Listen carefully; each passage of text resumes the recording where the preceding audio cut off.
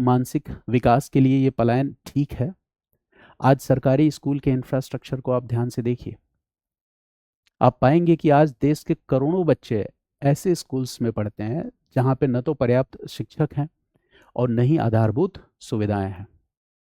कहीं पर स्कूल की बिल्डिंग्स जर्जर हैं, तो कहीं पीने का साफ पानी नहीं है, कहीं शौचालय नहीं है, कहीं बिजली की व्यवस्था नहीं है। ये तो आम बात हो गई। शिक्षा की गुणवत्ता तो बहुत दूर की चीज़ है। यानी कि आज भी जब हम एजुकेशन की बात करते हैं, शिक्षा की बात करते हैं, तो शिक्षा जिसको कि हमारे समाज में एक कॉमन गुड होना चाहिए, जो सबको समान रूप से उपलब्ध होनी चाहिए, एक प्रिविलेज्ड कॉमोडिटी बन के रह गई है। और ये हमारे देश के लिए सबसे बड़ा दुर्भाग्य है। इसलिए मैंने कहा कि शिक्षा की समानता आज़ादी के बाद होने वाले सबसे आज़ादी के बाद सबसे अधूरे वादों में से एक वादा है। आज भी इस वादे को हम पूरा नहीं कर पाए हैं। तो ये कोचिंग इंस्टीट्यूशंस अस्तित्व में आए ही क्यों, एग्जिस्टेंस में आए ही क्यों? ऐसा इसलिए क्योंकि सरकारी मशीनरी, शिक्षा प्रदान करने की सरकारी मशीनरी कहीं ना कहीं फेल थी।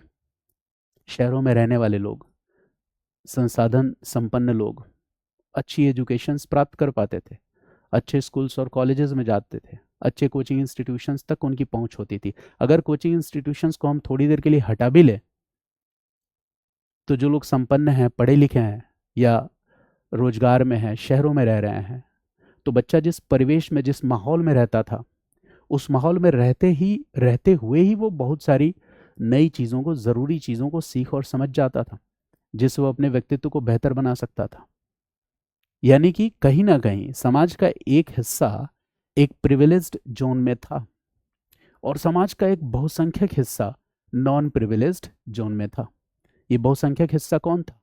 वही गांवों में रहने वाले लोग, दूर दराज के क्षेत्रों में रहने वाले लोग, ट्राइबल एरियाज में रहने वाले लोग, ये नॉन प्रिविलेज्ड जोन में थे।